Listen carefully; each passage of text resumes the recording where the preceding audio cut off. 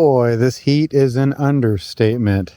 Hello everyone, welcome back to DiamondTrail Ranch. Today we're diving into one of the biggest challenges in Florida for gardeners.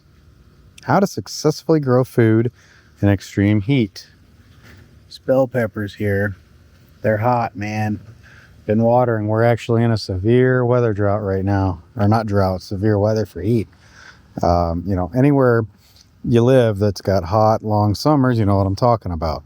Temperatures can climb well over 90 degrees. I just actually moved these blueberry bushes over here. I'm hoping they come back to life because where they were was just too hot.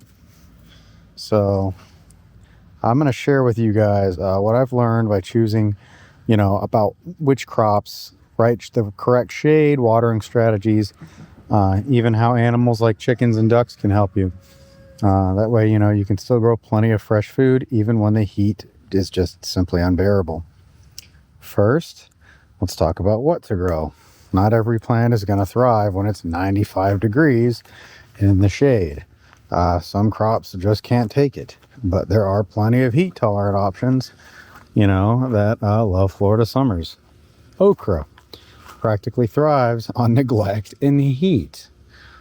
Sweet potatoes. They send vines everywhere, and those leaves are edible too, not just the tubers. I've actually got some sweet potatoes in this bag over here. Southern peas, like black-eyed peas, they're resilient, and they love, hot soil. Malabar spinach, vining leafy green, that, it doesn't wilt in the heat like traditional spinach. Eggplant and peppers. Many varieties, they keep producing in the midsummer. So here's our sweet potato in this bag here. Oh, it's pretty awesome. Doing well.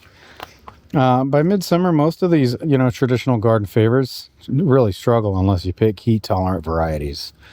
Soil and mulch. Look at this soil right here. Soil, I can smell it. Hey, Buckeye and Indy. Say hello. This is Buckeye and Indy. I'm sure you guys are familiar with them. If you're not, welcome to the channel. Florida sandy soil, drains quickly, which can be both good and bad.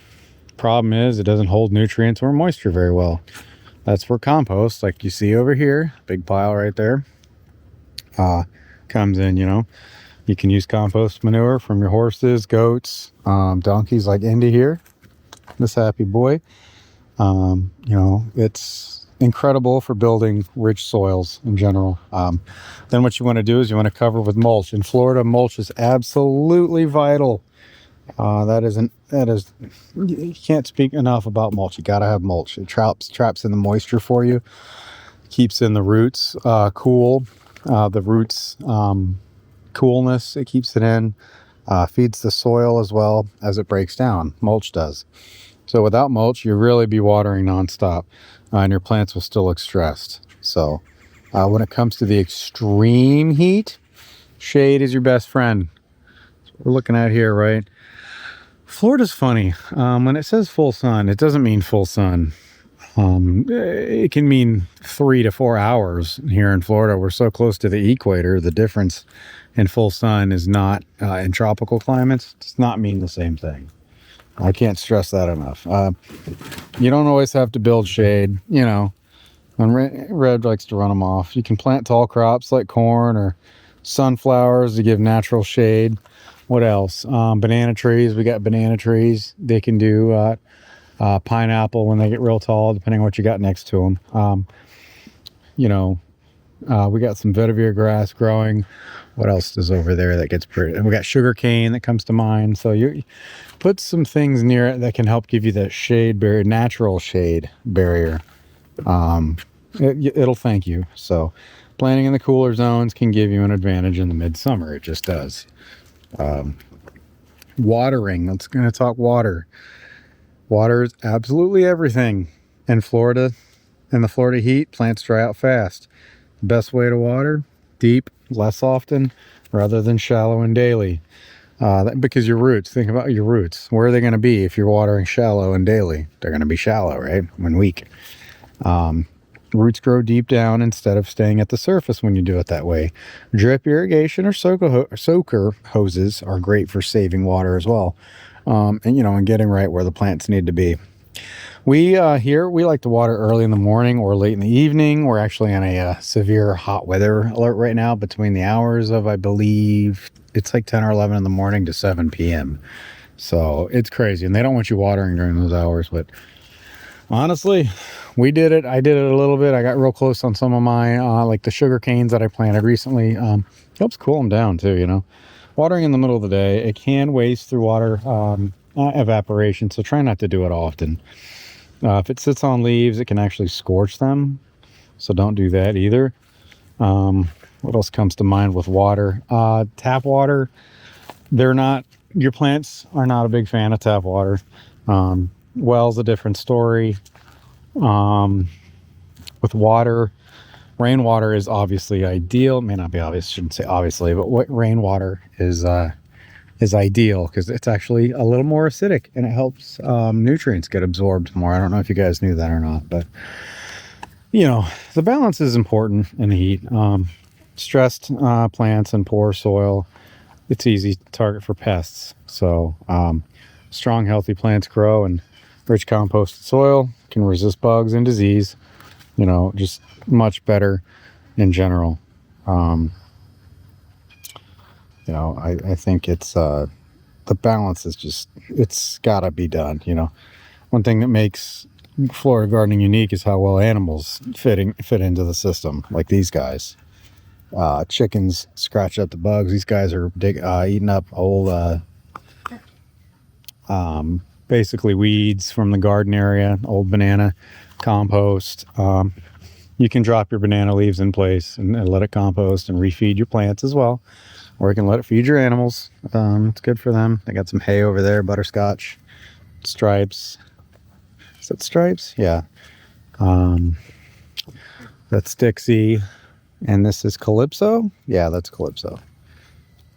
So anyway, I have a whole video on Calypso. I don't know if you guys saw that. Anyway, back to the animals. Chickens scratch up the bugs, dogs patrol for slugs. The manure from your animals can be composted to enrich sandy soil.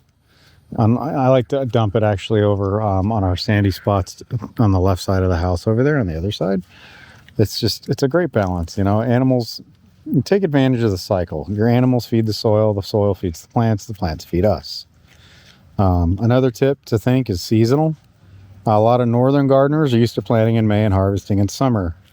In Florida, our prime seasons actually fall through spring. Summer is not the end of gardening though. It's different. The hottest months to grow those heat-loving crops like okra and sweet potatoes. Bananas love it. I will say our bananas are thriving. So maybe let some of the beds rest under a cover crop like cowpeas, like I mentioned earlier. Bananas, again, are a good cover crop. Something tall, that's going to shade. As soon as the weather cools off in September or October, you can start fresh with a whole new round of vegetables like lettuce, broccoli, and carrots. I'm pretty excited for the new gardening season because you learn stuff every year. You really do. Whether you've been doing this for 1 year, 5 years, or you're just starting, you learn something every year. How to do things a little more efficiently. So gardening in Florida's extreme heat is a challenge.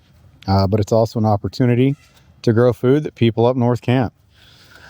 We don't get them harsh winters down here. Every now and then you might get, if it gets into the high 20s to low 30, it might happen once a year down here.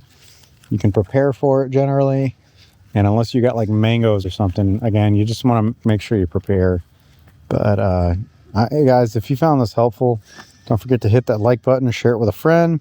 Subscribe to DiamondTrail Ranch. It's free for more homesteading and gardening tips. And let me know in the comments, what's your favorite heat-tolerant crop to grow in Florida or wherever you are, whether you're up north or in a tropical area.